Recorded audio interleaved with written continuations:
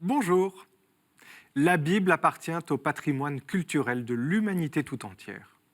Cette collection de livres, véritable petite bibliothèque, qui a d'ailleurs façonné le mot même bibliothèque, fait aujourd'hui partie de notre culture, de notre monde. Elle imprègne nos sociétés. Pour les croyants, les juifs et les chrétiens, elle revêt un statut particulier. La Bible est le livre de la révélation divine. Dieu s'adresse à chacun au travers de ces lignes. Page après page, il est donné d'entrer dans l'histoire des alliances successives du Créateur avec l'humanité. Mais même pour les non-croyants, la Bible est un ouvrage de référence, considéré comme le livre des livres, pour la richesse de son enseignement, de l'histoire qu'elle transmet, des connaissances qu'elle fait passer. Bien que la Bible soit l'un des plus vieux ouvrages en circulation, c'est encore le texte le plus répandu, le plus traduit, le plus vendu, et probablement le plus lu au monde, d'une manière confessante ou non. Pas étonnant alors que de nombreuses expressions bibliques se retrouvent aujourd'hui dans nos conversations ordinaires, que certains mots, voire des noms même, peuplent notre quotidien, jusqu'à des scènes qui, progressivement, sont entrées dans notre inconscient commun.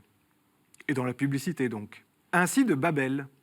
Le livre de la Genèse nous apprend que peu après le déluge, alors qu'ils parlent tous la même langue, les hommes entreprennent par eux-mêmes de bâtir une ville et une tour, dont le sommet toucherait le ciel pour se faire un nom. Alors Dieu brouille leur langue, afin qu'ils ne se comprennent plus, et les disperse sur toute la surface de la terre, pour les punir d'avoir été tentés de le défier. La ville est alors nommée Babel, c'est-à-dire brouillée en hébreu. Et c'est tout naturellement le nom que choisit un site internet bien connu, offrant des cours de langues étrangères en ligne. Regardez. Apprendre une langue avec Babel, c'est comme partir en voyage. Où vous voulez et quand vous voulez. Facile et amusant, Babel vous ouvre de nouveaux horizons et stimule votre esprit. Un voyage vers de nouvelles rencontres, cultures et aventures. Alors qu'attendez-vous? Téléchargez dès maintenant l'application Babel ou rendez-vous directement sur babel.com. Les limites de ma langue sont les limites de mon univers, constitue l'un des slogans fétiches de Babel. Sky Sport, une chaîne de télévision anglaise spécialisée dans la diffusion d'événements sportifs, lança il y a quelques années une vaste campagne publicitaire entièrement déclinée dans une thématique biblique. De la traversée de la mer Rouge pour présenter son programme de natation, au signe de la multiplication des pains par Jésus pour présenter la diversité des balles et des ballons apparaissant à l'écran, en allant même jusqu'au récit de la pêche miraculeuse, pour vanter le nombre de ballons qu'une équipe est capable de faire entrer dans les buts adverses, les emprunts bibliques sont légion pour servir ce slogan « Les miracles n'adviennent que sur Sky Sport ». Ces références disent toutes combien ces scènes sont inscrites dans la mémoire collective.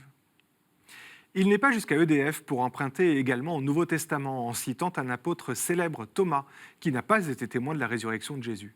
« Si je ne vois pas dans ses mains la marque des clous, si je ne mets pas ma main dans son côté, non, je ne croirai pas, s'exclame-t-il. Mais devant Jésus ressuscité, Thomas s'écrie « Mon Seigneur et mon Dieu ». Parce que tu m'as vu, tu as cru. Heureux ceux qui n'ont pas vu et qui ont cru, rétorque le Christ. Un slogan qu'inverse EDF pour vanter le parc de Teesside et ses éoliennes installées au large des côtes du nord-est de l'Angleterre. Les usagers de l'électricité bénéficient d'un service qu'ils ne voient pas, mais qui existe bel et bien. Combien de publicités encore nous redisent l'enracinement profond de la Bible dans notre culture.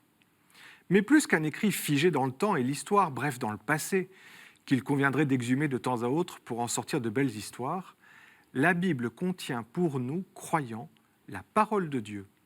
Elle est toujours actuelle, toujours incisive, toujours vivante.